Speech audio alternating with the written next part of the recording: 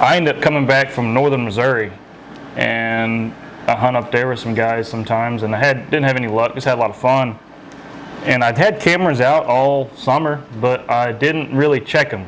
I think in years past I checked them too frequently, and I get patterned. You know, them big bucks, they know when somebody's in there and around, and you can get away with some things sometimes, but you start messing with high caliber old bucks, and then they become nocturnal. You're like, well, what did I do? What did I do?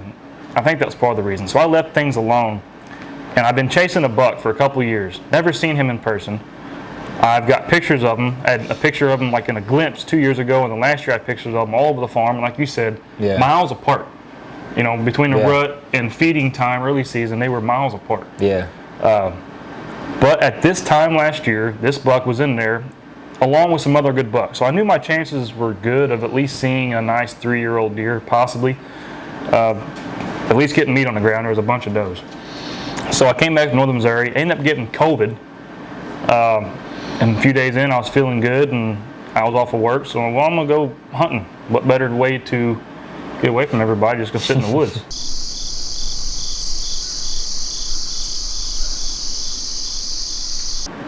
Well, I didn't know it would be one of the best evenings of hunting I would ever have, and hopefully it's not my best ever, but if it is, that's fine, because it was awesome. I got to film, I think, 7 deer, 4 of which were bucks. I was getting ready to shoot an 8-point, and he wasn't nothing spectacular by all means, but it would have been my biggest buck with a bow.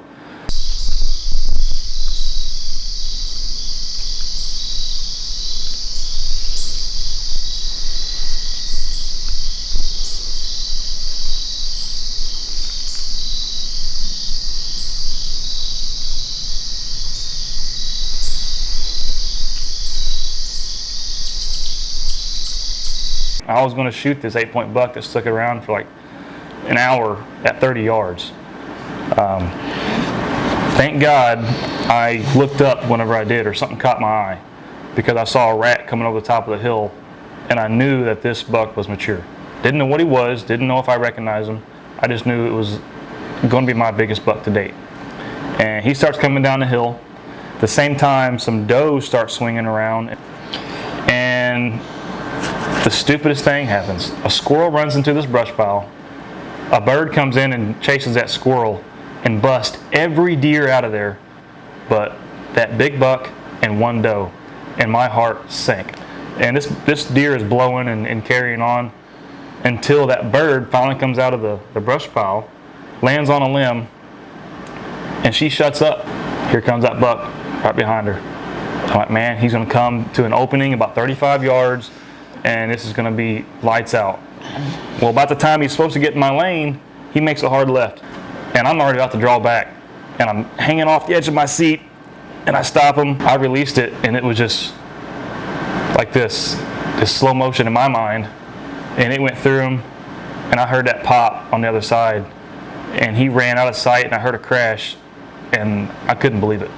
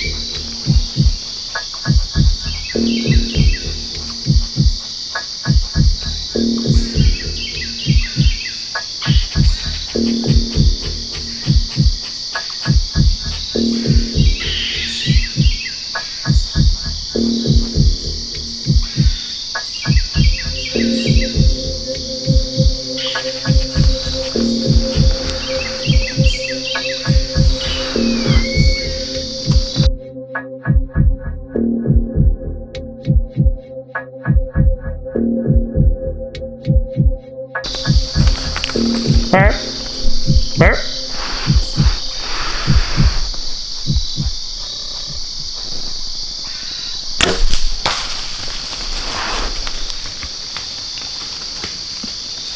Go down.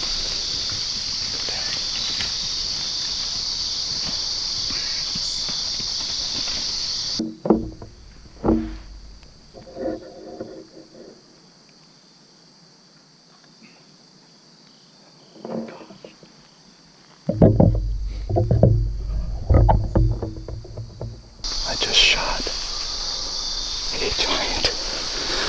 I just shot.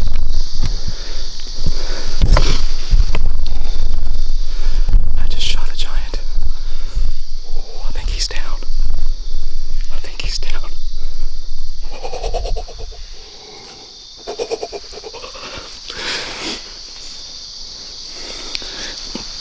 Oh, camera's on. I think I hit him a little bit high, but it sounded like he just went down.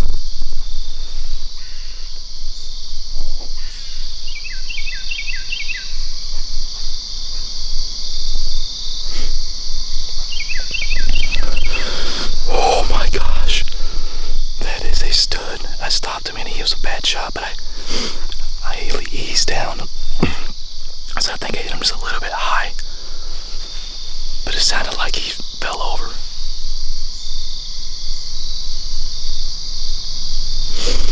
Oh boy. Oh boy.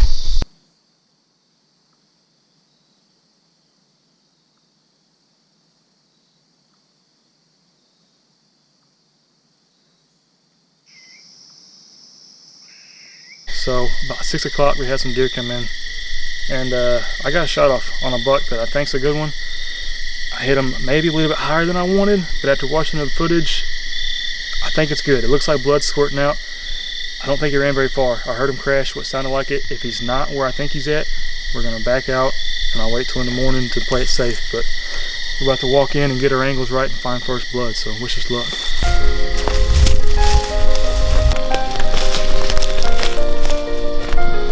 Oh, that sucker is stuck in there.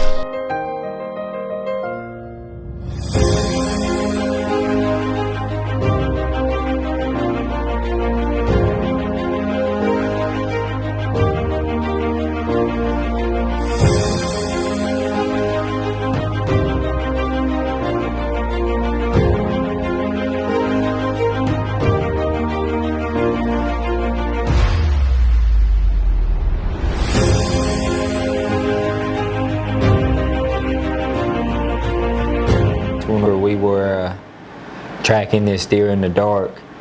This deer ran smack dab into a tree. His horns were stuck in a tree. It looked like he was perched up looking around. It looked like and he I was half nervous. standing, and I remember Scott going, I need to shoot him again. I need to shoot him again. I said, Scott, that deer is dead. Yeah, and then when I went to go grab him, like his antler fell, and I was twitchy. Like, he gets up, there's only one way to go, and that's towards me, and yeah, I ain't gonna tangle with that dude. I know he ran up this side of the hill. It sounded like he hit these top of these trees. But my light is not worth a darn, so Try to line up here and see if you can see anything at all.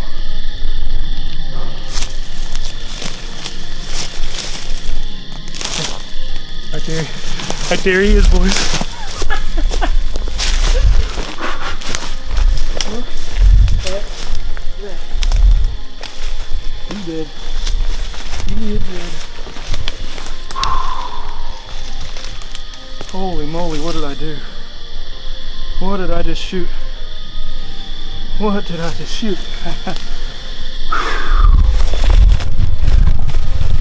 Holy moly, look at the exit. It came out perfect. I sure hope you did, dude. No, he's out. Holy moly. Holy moly. I hope he did. Oh, God. Alright, let us all move.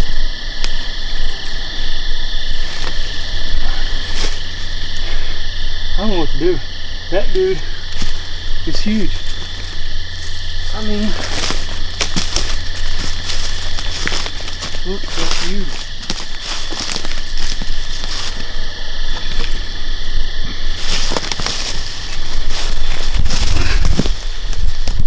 Look at this. Let me turn my light off. This one is going on the wall, boys. Holy moly. Biggest deer I have ever shot. Ever. It's going to be one of the biggest ones I had in a long time. It's 1, 2, maybe 3, 4, 5, 6, 7, 8, 9, 10, 11, 12. Oh, if this does not send chills up your spine, I don't know what will. Get out there, take your kids, take your family, your wife. Don't tell that because my wife is upset because I haven't took her. But thank God I did not shoot that smaller buck that came in. Because as I was about to draw, I saw this one coming down the hill. He's fine, boys. Come here, give me some, buddy. Oh, you got a 7-inch front tongue right there. Holy crap. 150s, bro. 150s.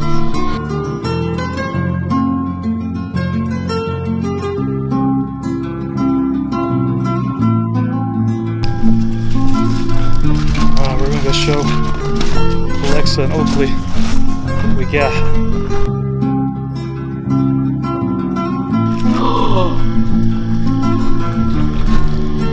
Look at that. Look at that. Oh my God.